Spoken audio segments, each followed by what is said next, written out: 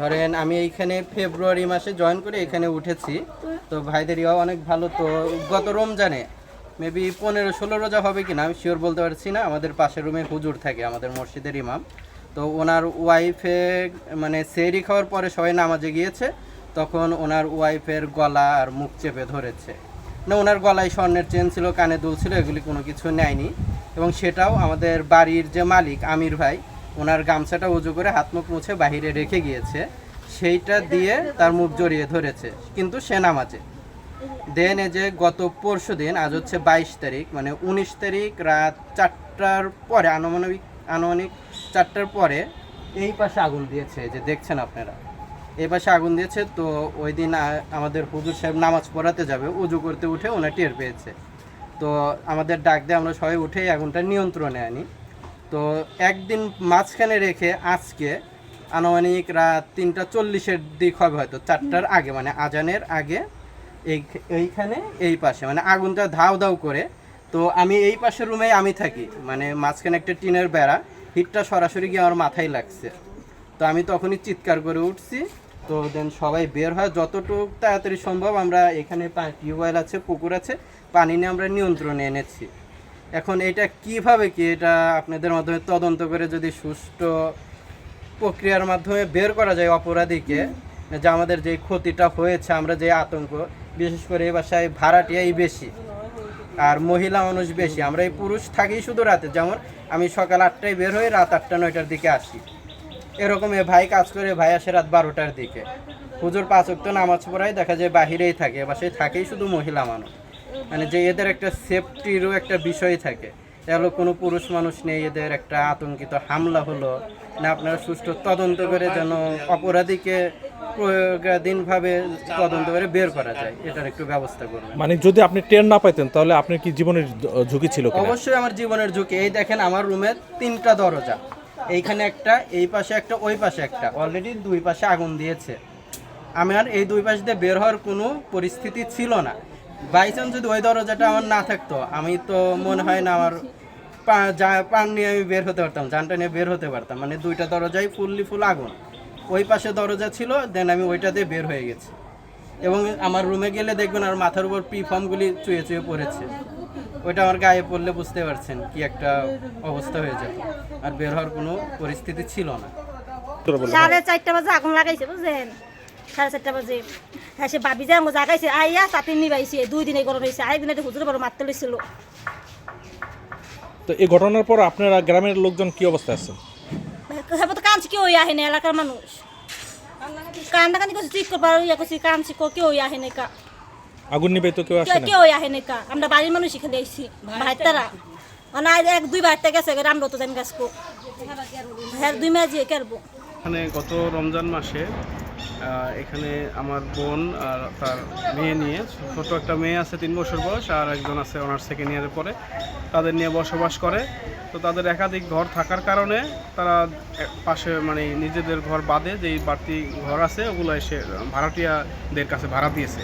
তো এক ভাড়াটিয়া, উনি স্বামী হচ্ছে মসজিদে ইমামতি করে। তো উনি ফজরের সময় ওযু করতে বের হয়েছে রমজান মাসে, তারে গলায় কেবা কাহারা দুর্বৃত্তরা আর কি, ওখানে গলায় তাকে গামছা দিয়ে ফাঁস দিয়ে মানে মেরে ফেলার চেষ্টা করেছে। তো যাই হোক, তো উনি শব্দ করার পরে আমার মা ওই ডাক দেওয়ার পরে যে কী হয়েছে এখানে শব্দ করে কি, পরে আর কি ওই লোক চলে গেছে। এরপরে গত 19 তারিখে এখানে আমার বোনের যে ভাড়াটিয়াদের যে বসতঘর, সেইখানে আগুন দেয় রাত আনুমানিক 4টার দিকে। তো এখানে যারা ভাড়াটিয়া ছিল তারা আর কি, পুরুষ লোক যারা ছিল, তারা আগুন নিয়ন্ত্রণে আনার চেষ্টা করে, আগুন নিভায়। তো সেখানেও ক্ষয়ক্ষতি হয়েছে। এখন কারেন্ট ছিল, বিদ্যুৎ ছিল, বিভিন্ন কারেন্টের মিটার, তারপর তাছাড়া যে ঘরের যেই বেড়া ছিল ওগুলো পুড়ে গেছে, ফোমের ছিল, তারপরে নেট ছিল, ওগুলো পুড়ে গেছে। আর গত রাত্রে আবার একইভাবে ওই পিছন দিক দিয়ে আবার নতুনভাবে এখানে দুর্বৃত্তরা অগ্নিকাণ্ড সংযোগ ঘটায়। তো যাই হোক, সেখানেও কারেন্ট ছিল, মিটার অর্ধেকের বেশি পুড়ে গেছে। তো ওই যে ভাড়াটিয়া ছিল, ওনার বাড়ি হচ্ছে পাবনা, উনি এখানে একটা বেসরকারি প্রতিষ্ঠানে চাকরি করে। তো তাই সে আগুনের যে তাপ তার গায়ে যখন লাগলো, তখন সে লাফ দিয়ে উঠে দেখে যে ঘরে দাউ দাউ করে আগুন জ্বলছে। তো তার ভাগ্য ভালো, সামনে আরেকটা দরজা ছিল, ওই দরজা দিয়ে সে প্রাণ বাঁচাইতে পারছে। তো তারপরে তারা আর কি তাৎক্ষণিকভাবে আগুন নিয়ন্ত্রণ আনার জন্য সবাই চেষ্টা করে। ভাড়াটিয়ারা যারা এই বাড়িতে ছিল, যেহেতু পুরুষ মানুষ, আমার বোন জামাই চাকরি করে, বাড়িতে থাকে না, তো পুরুষ বলতে এখানে যারা ভাড়া থাকে তারাই ছিল। তো তারাই আর কি আগুন নিয়ন্ত্রণে আনার জন্য চেষ্টা করছে এবং নিয়ন্ত্রণে আনছে। তো আগুন নেভার আগে অনেক ক্ষয়ক্ষতি হয়েছে, ঘর পুড়ে গেছে, কারেন্টের মিটার পুড়ে গেছে, তো ভিতরেও অনেক ক্ষয়ক্ষতি হয়েছে। তো আপনারা ভিডিওতে হয়তো দেখবেন। তো আমি প্রশাসনের কাছে আকুল আবেদন করছি বা প্রশাসনের দৃষ্টি আকর্ষণ করে বলছি যে আপনারা এটা সরেজমিনে তদন্ত করেন, যেহেতু 3 দিন আগে এটার জিডি করা হয়, থানায় একটা সাধারণ অভিযোগ করা হয়েছে। তো অভিযোগ করার পরেও আবার পুনরায় অগ্নিকাণ্ড ঘটানো হইলো, এটা প্রশাসনের কাছে, বর্তমান সরকারের কাছে দৃষ্টান্তমূলক শাস্তি দাবি করছি, ভবিষ্যতে যেন এরকম ঘটনা না ঘটে। আর আমার বোন ভাগ্নি এখানে মহিলা মানুষ তারা থাকে, ভাড়াটিয়ারও চলে যাচ্ছে, অলরেডি 2 জন ভাড়াটিয়া বাড়ি ছেড়ে দিয়েছে। তো এখন এই মুহূর্তে আমরা আমার বোনের ভাগ্নিদের জীবন নিয়ে আমরা শঙ্কিত, যে কোনো মুহূর্তে মানে তাদের মৃত্যু হয় নিয়ে আমরা আতঙ্কে আছি। তো আমরা এরকম ঘটলে হয়তো বা এখানে তাদের রাখতে পারবো না, আমাদের এখান থেকে তাদের নিয়ে যেতে হবে অন্যত্র, কারণ মৃত্যু ভয় নিয়ে এইভাবে দীর্ঘদিন বসবাস করা এক জায়গায় সম্ভব না। তো আমরা প্রশাসনের দৃষ্টি আকর্ষণ করছি, এটা যেন তারা সঠিকভাবে তদন্ত করে অপরাধীকে শনাক্ত করে দৃষ্টান্তমূলক শাস্তির ব্যবস্থা করে। বাজান হ্যাঁ তো কইতেই না, কারা দিতেছে চোখে তো আর দেখি নেই। এর আগে এই রমজান মাসে নামাজ পড়ে আমি বসি জাংলা খুললে, ওই ঘরে চিক করে দেয়, চিক করে হইলে হুজুরের বউরে গলা চিপাত আছে, মুখ চিপাত আছে। হে আমার ছেলের নতুন গামছা বাইরে আসিল, তাই ছেলের গামছা আছে আমি জানি না, হে ওই গামছা ওই বউ রেখে দিয়েছে, বা আমার ডাক দিয়ে নিয়ে দেখছে, দেখে না গামছা।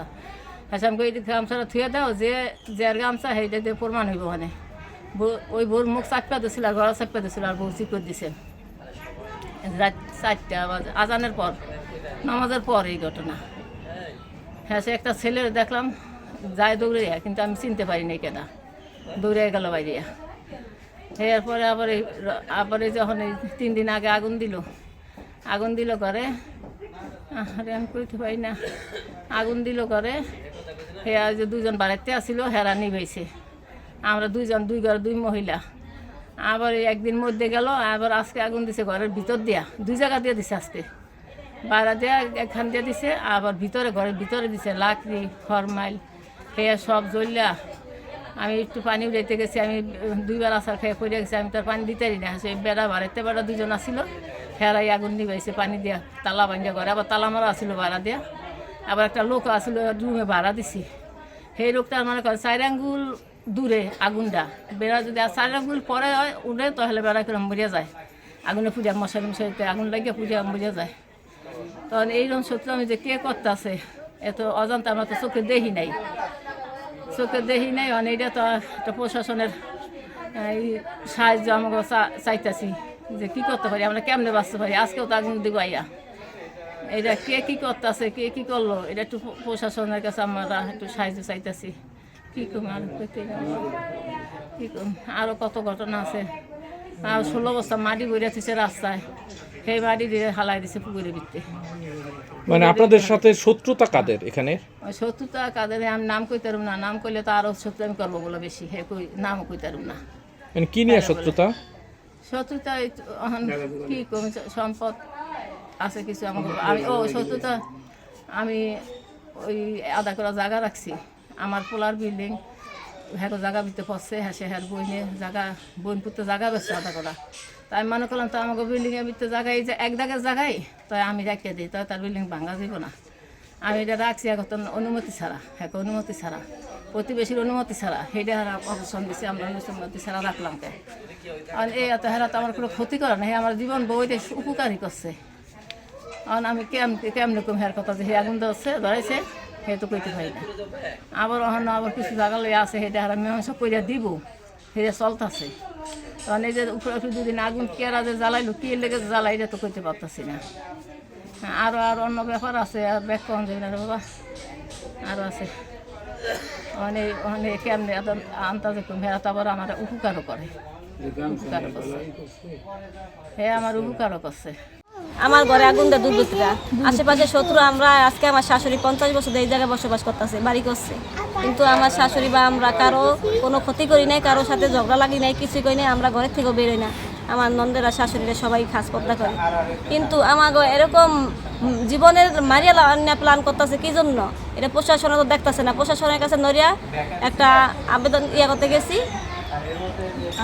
আবেদন করতে গেছে, এটা মানে কি মামলা জানি বলে, মামলা না, অভিযোগ অভিযোগ দিতে করতে গেছি, এটা করছে, আমাদের একটা কপি রাখে দিয়েছে, ওনারা একটা কপি রাখছে, আসবো করে আজকে 4 দিনের মাথায় আসলো না। পরে আজকে আবার এই যে 22 তারিখে আজকে রাত্রে আবার ঠিক একই সময় আজকে আবার আমার ঘরে আগুন দিয়েছে, পাশের রুমে আগুন দিয়ে আমার অনেক কিছু ক্ষতি করছে। কিন্তু একটা আমার ভাড়াটিয়া ছিল, ও 2 মিনিটের জন্য মানে মৃত্যু থেকে বেঁচে গেছে। এখন আমি কি করতে পারি, আমি এই এলাকায় তো আর এই বাড়িতে আমি বসবাস করতে পারবো না, আমার ভাড়াটিয়া সব চলে গেল। এখন আমার মেয়ে নিয়ে আমার শাশুড়ি, আমরা 3 জন থাকি। পুরুষ মানুষ নাই, কোনো পুরুষ লোক নাই বাড়িতে। এখন আজকে যেন দিবে না, কালকে যেন দিবে, এমন তো কোনো গ্যারান্টি নাই।